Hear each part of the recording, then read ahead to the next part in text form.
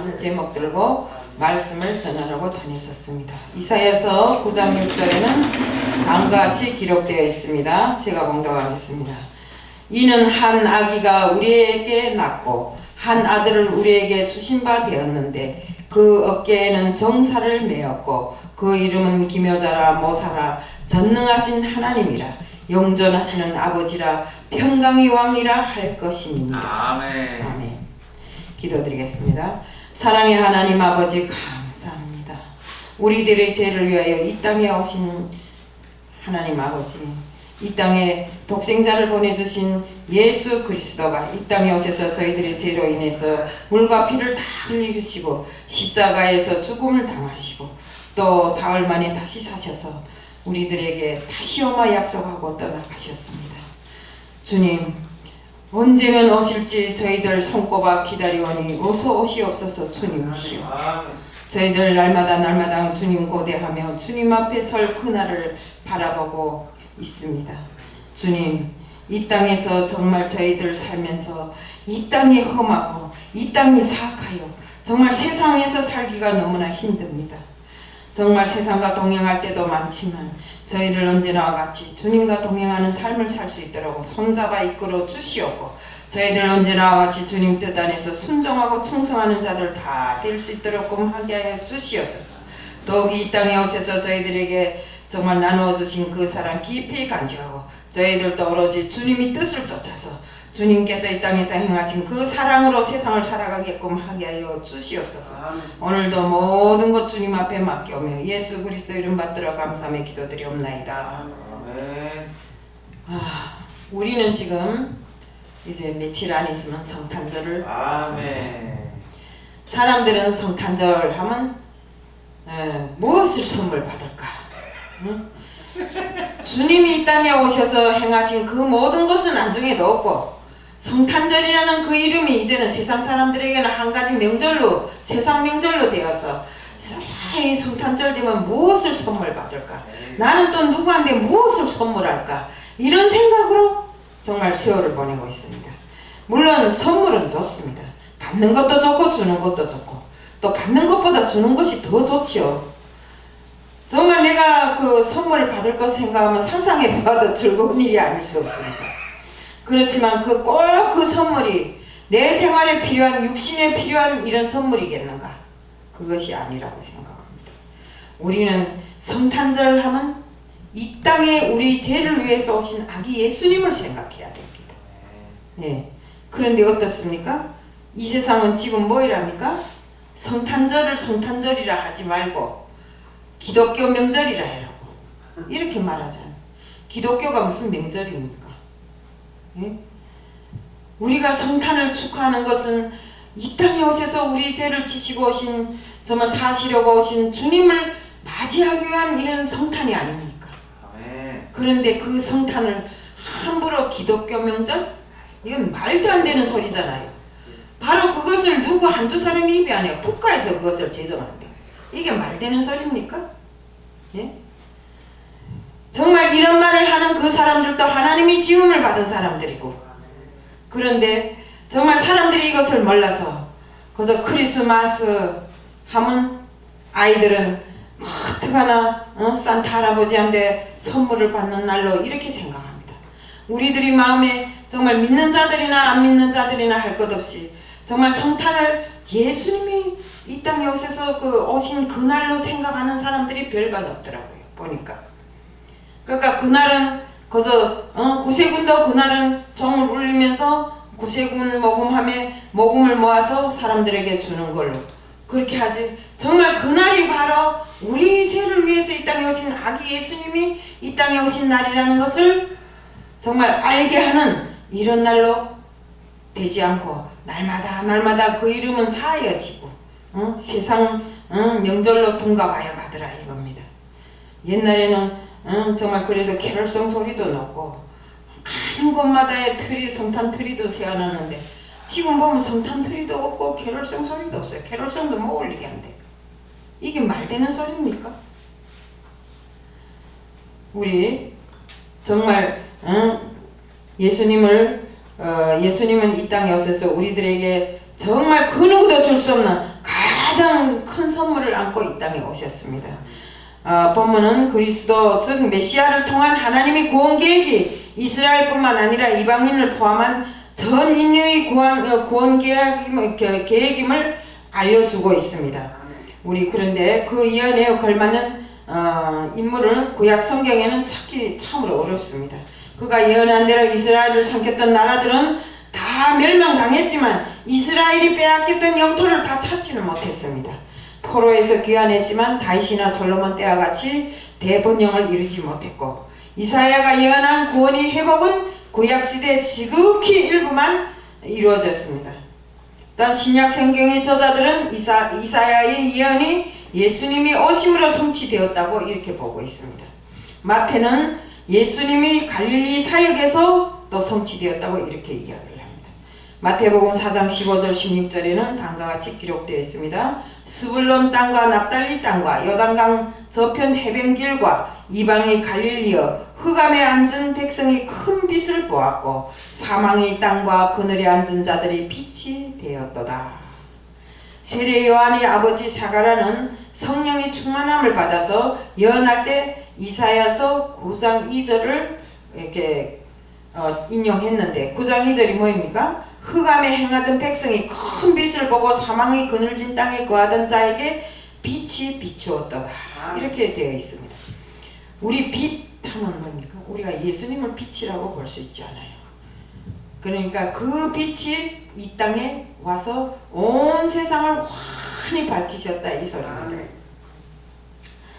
또한 천사 가브리엘은 마리아가 아들을 출생함으로써 예언이 성취된 것을 알려주었는데 이사야서 9장 7절에 이것을 이렇게 기록하였습니다. 그 정사와 평강이 더함이 무궁하며 또 다윗의 위에 앉아서 다윗이라면 옛날에 큰 분이잖아요. 다윗이 위에 앉아서 그 나라를 굳게 세우고 지금 이후 영원토록 공평과 정의로 그것을 보존하실 것이라. 만군의 여호와의 열심히 이루시리라. 다윗은 이스라엘 왕이잖아요. 그 왕위에 앉아서 나라의 정사를 살핀다고 하였습니다. 그러기에 본문은 우리에게 아주 중요한 의미를 제공하고 있습니다. 이사야 선지자는 심판을 받아 흑암이 고통 아래에 있는 이스라엘이 본문에서는 흑암과 고통의 시대는 가고 구원의 새 시대가 올 것이라고 이렇게 이사야가 예언을 하였습니다. 이는 주전 약 700년 전에 이사야 선지자를 통해서 메시아를 예언하고 있었습니다. 하나님이 구원은 세 단계로 설명되는데 우선 첫째는 빛이 강림을 예언합니다. 먼저 1절에 나오는 지명 스불론과 납달리는 이스라엘의 북쪽이요 갈릴리 서편 지역은 물이 풍부하여 농사짓기에 안성만충한 이런 지역이었습니다. 해변길은 갈릴리 바다 북쪽과 서쪽에 따라서 내려오고 결국 갈릴리 바다를 중심으로 한 인근 지역을 가리켜서 여기에 성경에 지적하였습니다. 그 지역은 원래 하나님께서 기업으로 주신 곳이었으나 이스라엘 백성이 불순종한 대가로 이스라엘 백성이 불순종했잖아요. 불순종한 대가로 징계를 받고 버려져 멸시를 당한 이런 지역이었습니다.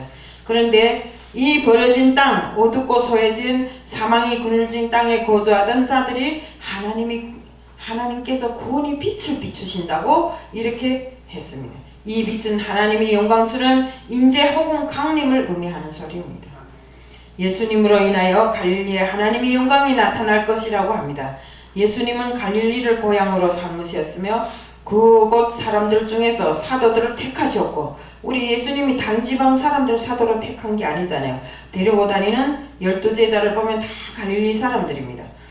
그곳 복음이 전초기지로 삼으셨고 유대인들은 삶으셨으나 유대인들은 교만과 편견 때문에 예수님이 아무리 복음을 전해도 듣지를 않고 거부를 하였습니다. 그 큰 빛을 비추었다면 예수님이 십자가의 부활을 통해서 하나님에 대한 언약도 없고 소망도 없는 자들을 위해서 구원을 베푸셨음을 의미하는데 바로 우리 갈릴리에서 예수님께서 탄생하시고 그 예수님이 탄생으로 인해서 구원의 새 역사가 이루어지게 된 것입니다. 예수님은 빛이시다. 빛 가운데 가장 귀중한 빛이 예수님이 생명의 빛이라고 우리는 말합니다. 요한복음 1장 9절에 보면 참빛 곧 세상에 와서 각 사람에게 비치는 빛이 있었나니, 이 생명의 빛은 예수를 구주로 영접한 자들에게만 비추게 되어 있습니다. 주님은 오늘 우리에게도 사랑과 관심을 가지셔서 그 생명의 빛을 빛으로 우리에게 비춰주십니다.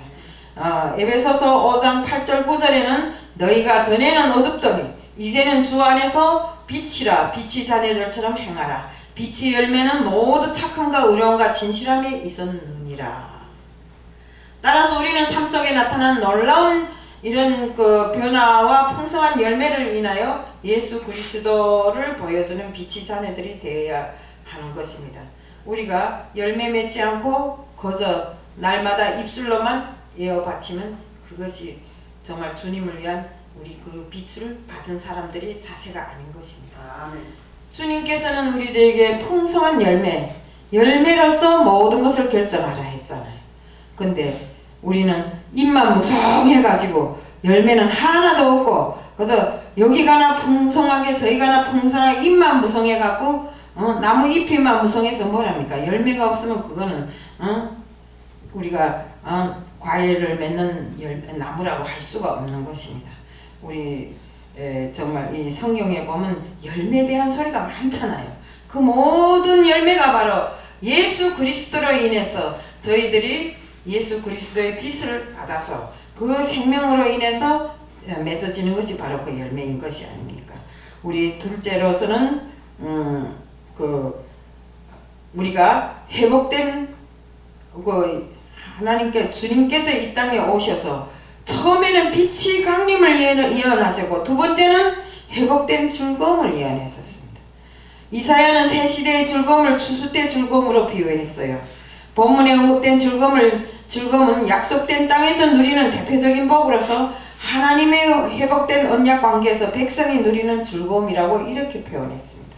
하나님은 이와 같이 압제자의 속박과 탄압을 다 제거하실 이런 말씀을 하셨습니다. 이스라엘이 미디안의 압제 아래 놓인 것은 사사시대 기드온 때의 일입니다. 기드온이 그 300용사를 아시죠?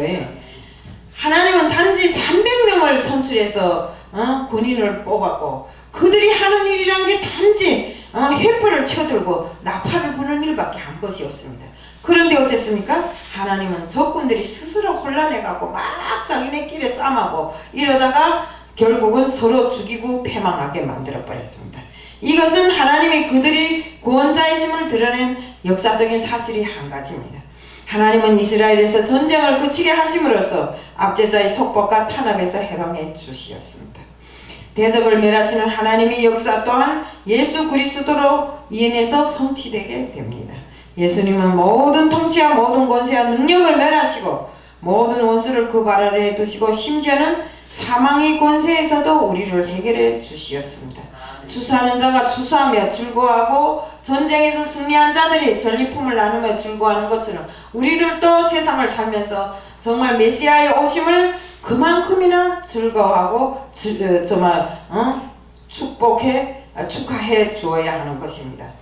우리는 하나님께서 우리를 은혜로 부르셨으면 그 은혜에 보답할 줄 아는 우리들 모두가 되어야 되는 것입니다. 정말 우리는 영생의 면류관을 얻는 것은 정말 하나님께서 우리를 은혜로 부르셨기에 그 은혜에 충성으로 보답할 때 영생의 면류관은 저절로 우리에게 오는 것입니다. 우리는 늘상 말하면 제일 천국에 가서도 제일 좋은 면류관을 얻는다고 하는데, 그 좋은 면류관을 얻으려면 그저 입으로만 좋은 면류관 얻어서 되겠어요? 안 됩니다. 우리는 죽기 살기로 주님 앞에 충성해야 되고 내 생이 전부를 주님 앞에 맡기고 날마다 하루하루 사는 그 삶이 주님께서 지셨던 그 십자가를 진 그런 삶이 되어야 되는 것입니다. 그래야 우리가 천국을 소망할 때 정말 천국에 가서 주님께서 주시는 그 면류관이 정말 제일 좋은 면류관이라고 생각할 만큼만 우리가 상을 받을 수 있는 것입니다. 다음에 또 우리가 한 아기 탄생을 예언합니다. 우리가 처음에는 빛이 강림을 예언했고 두 번째는 회복된 즐거움을 예언했지만 세 번째는 한 아기의 탄생을 예언했습니다. 우리가 한 아들을 이사야는 하나님이 구원한 아기 탄생을 통하여서 모든 것이 이루어진다고 하였습니다. 바로 주님이 이 땅에 오심으로써 구원이 이루어졌다는 것입니다. 여기 말씀에 보면 우리 한 아들을 우리에게 주신 바 되었는데 이 땅에서의 메시아의 사역이 내어줌이 사역이 되었다. 이렇게 되어 있습니다. 주님께서는 모든 것을 아낌없이 다 내어주신 데 이어서 자신이 생명까지도 내어서 우리의 모든 것을 정말 우리의 생명을 영생을 우리에게 주신 것입니다. 주님께서는 정말 자신의 목숨을 아끼지 않고 서슴없이 십자가에 내줌으로 해서 정말 죄에서 구속받고 있던 우리들을 죄에서 해방시켜 주신 것입니다. 주님께서는 우리 마태복음 2장 20장 28절에는 인자가 온 것은 섬김을 받으려 온 것이 아니고 도리어 섬기려 하는 자가 섬기려 하고 자기 목숨을 많은 사람들이 대속물로 주려 함이라고 했습니다. 우리가 예수님께서 이 땅에 오셔서 한 번이나 섬김을 받아본 적이 있어요? 늘상 예수님께서는 탄생하신 그날부터 정말 나라의 압제를 받고 많은 사람들로부터 시기와 질투를 받고 또 정말 나중에는 십자가까지 지시는 참사를 당하신 것입니다. 예수님은 분주한 사역 속에서도 항상 새벽 미명에는 한적한 곳에 찾아가셔서 기도를 하십니다. 정말 기도를 함으로써 하나님이 그 성령을 충만하게 받아 안고 또 그 받아 안은 성령을 우리에게 충만하게 채워주시었습니다. 초대교회 성도들도 전혀 기도에 힘쓰므로써 성령이 충만함을 하여 기쁨으로 섬긴 것처럼 우리도 하나님의 것으로 충만해질 때 기쁨으로 섬길 수 있습니다. 한 아기가 우리에게 낳고 하나님의 섭리 가운데 한 아기가 태어나는데 하나님의 아들이라고 거창하고 화려하게 이 땅에 온 것이 아닙니다. 예수님께서는 이 땅에 오실 때 정말 평범한 사람이 이 땅에 오신 것처럼 이 땅에서 태어나셨고 정말 우리와 같이 정말 이 평범한 삶을 살아가셨습니다. 정말 나중에는 정말로 평범한 삶을 사시다가 자신의 목숨까지도 다 내어주시고 다시 부활하셔서 하나님께로 가신 것입니다. 그 어깨에는 정사를 메었고 압제자의 그 멍에가 꺾이고 그 대신 아들의 어깨에 정사 곧 통치권이 그 예수님께 주어진다고 했습니다. 이 아기는 육신을 입고 태어나지만 신적 권능을 받아서 정말 자신이 그 신적 권능으로 해서 나라의 평강을 보존하고 정말 모든 사람들에게는 물론이고 모든 왕들에게 구별되는 이런 사람임을 세상에 보여주셨습니다. 하나님께서 우리에게 주시는 은혜의 선물이 담겨져 있습니다. 메시아의 첫 번째 이름은 기묘자라고 했습니다. 기묘란 메시아의 자신과 그의 하시는 일이 인간의 이성으로는 도저히 상상할 수 없는 이런 경이로움과 오묘함을 보여주는 것입니다. 마태복음 7장 28절 29절에는 예수님께서 해당에 가르치실 때 예수님이 말씀을 듣던 사람들은 서기관들이 말하던 것과는 차원이 다른 권세 있는 가르침에 완전히 압도되었다고 하였습니다. 말씀이 육신이 되어서 돌아오신 주님께서 직접 말씀을 전하니까 반응이 다를 수밖에 없습니다. 우리가 모르고 전하는 말씀하고 알고 전하는 말씀, 나와서 말씀을 전할 때 다르지 않습니까? 모르고 책에서 줄줄 읽는 것과 또 내가 알면서 나에게 받은 성령이 그 충분함을 그대로 다른 사람들에게 전할 때 전해지는 모든 말씀이 정말 다른 사람에게 성령이 감동으로 전해진다는 것입니다. 바로 예수님께서 그린 것입니다. 회당에서 사람들에게 가르칠 때 다른 서기관들과 다른 모양으로 가르쳤다 이거라. 이사야서 7장 14절에 보면 보라 처녀가 잉태하여 아들을 낳을 것이요 그 이름을 임마누엘이라 하시리라. 메시아는 인류의 죄를 대속하여 이 땅에 오신 분이기에 죄가 있어서는 안 되므로 깨끗하고 피가 없는 처녀의 몸에서 성령으로 잉태해서 나셨습니다. 또한 그분은 모사라 하였는데 모사는 세상의 어떤 이보다 탁월한 지혜를 가졌다는 것을 의미합니다. 신약에서 모사에 해당되는 말이 보혜사입니다. 보혜사는 곁에서 서로 돕도록 부름을 받은 자라는 뜻입니다. 예수님이 이 땅에 계실 때 보혜사로서 제자들과 함께 계시면서 구원의 길로 가도록 도우셨습니다. 아멘. 지금도 하나님 보좌 우편에 앉아 계시면서 우리를 위하여 변호하시고 또 기도하시고 우리에게 정말 중보자의 역할을 하고 계시는 것입니다. 중보자의 역할은 어떻습니까? 우리도 중보기도 할 때 나보다 상대방을 대신해서 기도해 드리는 것을 중보라 하지 않아요. 예수님이 승천하신 후로는 예수님이 이 땅에 계시지 않고 다시 오마 약속하고 승천하신 이후로는 성령이 이 땅에 오셔서 우리를 도우면서 함께 계시고 있습니다.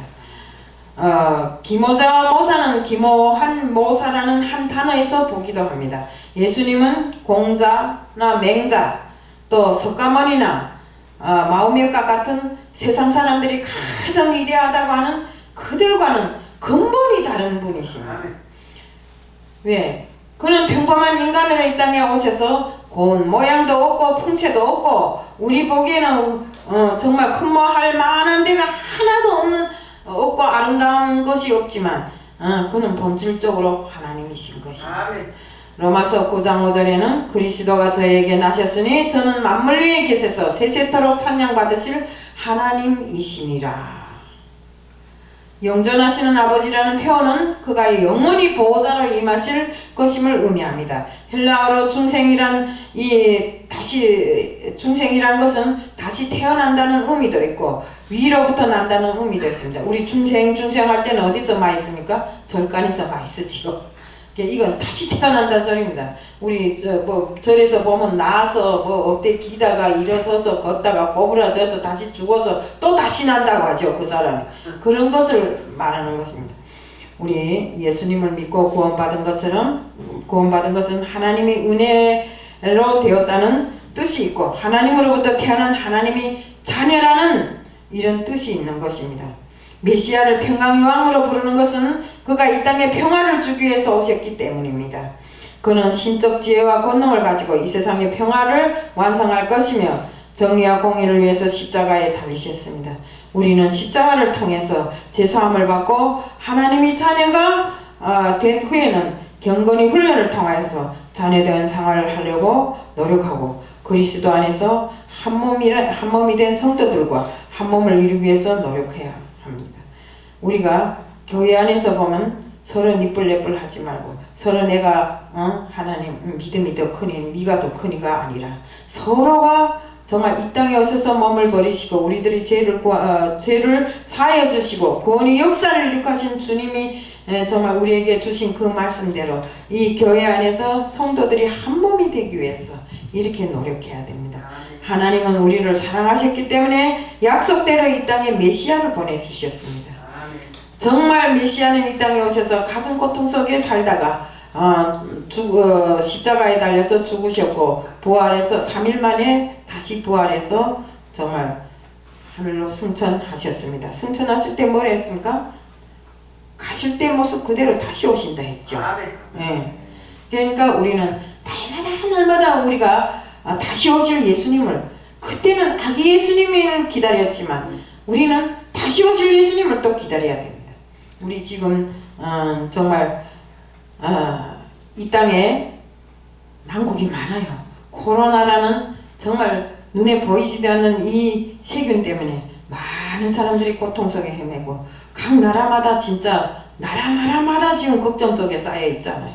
그런데 이 코로나도 누가 만드셨어요? 바로 하나님이 만드셨잖아요. 그러면 그 하나님께서 우리가 할 일은 하나님 앞에 기도하는 것 말고는 할 일이 없어요. 기도 말고는 이루어지는 일이 없어요. 하나님께서는 늘상 두드리고 찾으라 했잖아요. 그러면 우리가 지금 이 시간도 4명이 모이나 3명이 모이나 그건 상관없어요. 2명 이상 모인 곳에는 내가 있겠다고 했으니까 지금 이 시간에도 함께 계시는 하나님 앞에 우리는 기도를 해야 됩니다. 빨리 하루빨리 코로나가 물러가게 해달라고. 그래서 정말 이 성전에 많은 사람들이 모여서 정말 옛날 그대로 성령이 정말 불타오르는 이런 교회가 되고 정말 우리 성령으로 뜨거운 이런 나라가 되어야 되는 것입니다. 이 나라 모든 국정이 다 주님이 뜻 안에서 주님이 정말 바라시는 그대로 국정 자체가 이루어져야 되는 것입니다. 근데 어떻습니까? 기독교를 탄압하고 코로나 때문에 기독교가 안 되는 것처럼 이렇게 지금 하는데 4명도 좋습니다. 각 처에 집집마다 4명씩 모이면 안 되겠습니까? 네. 4명씩 모여서 기도하고 하면 되는 것입니다. 나라가 이렇게 말하면 우리는 이렇게 대적하면 되는 것입니다. 그래서 우리가 정말 하나님이 이 땅에 우리를 구원하시려고 사랑으로 자기 독생자 아들을 보내주신 것처럼 정말 그 사랑을 우리 길이길이 전하면서 정말 우리가 정말 하나님께서 바라시는 그 뜻대로 정말 우리는 하나님이 정말 우리를 십자가로 다리를 놓아주셨잖아요. 그런 것만큼 그 십자가의 그 사랑을 잊지 말고 늘상 세세토록 이 땅에 십자가의 사랑을 전하면서 정말 주님이 자녀 되기를 진정으로 바라면서 살아가기를 정말 바랍니다. 정말 저는 충격 먹었어요. 4명밖에 못 모인다니까. 그럼 큰 교회는 어떻게? 네, 교회가 크나 작으나 상관없어요. 커도 하나님은 한 분이시고 작아도 하나님은 한 분이시고 그렇기 때문에 우리는 자꾸 그거를 헤아리지 말고 정말 우리가 신령과 진정으로 예배를 드리고 정말 하나님 앞에 우리의 진실을 그대로 보여드린다면 하나님은 꼭 이 땅에서 또 전 세계에서 코로나가 물러가게 해주시고 빛속에 다시금 우리들을 빛의 자녀로 세워주실 줄 믿습니다. 그래서 우리는 기도를 게을리하지 않고 이 시간도 역시 기도로서 하나님 앞에 간구하는 시간이 되기를 바랍니다. 기도드리겠습니다. 사랑의 하나님 아버지 감사합니다. 이 땅이 아무리 험악하다 하고 코로나가 아무리 무섭다고 하여도 정말 저희들에게 오로지 한 분 하나님밖에 없습니다. 하나님께서 바라시고 원하시는 그 길이 무엇인지를 저희들 알고 있기에 날마다 주님과 동행하는 삶을 살고자 발버둥을 치고 있습니다. 그러하오니 주님이시여 저희들이 많고 작고를 떠나서 4명이면 어떻고 5명이면 어떻습니까? 가는 각곳 처마다에서 기도 소리가 정말 높이 울리고 찬송 소리가 높이 울리고 정말 말씀이 정말 구주가 되어서 저희들의 앞길을 밝힐 수 있는 이런 정말 시간이 될 수 있도록 하게 하여 주시옵소서.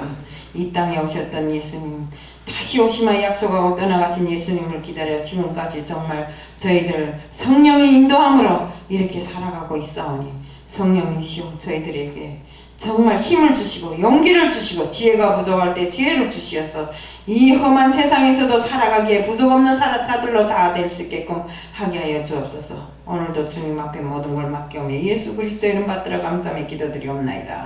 아멘.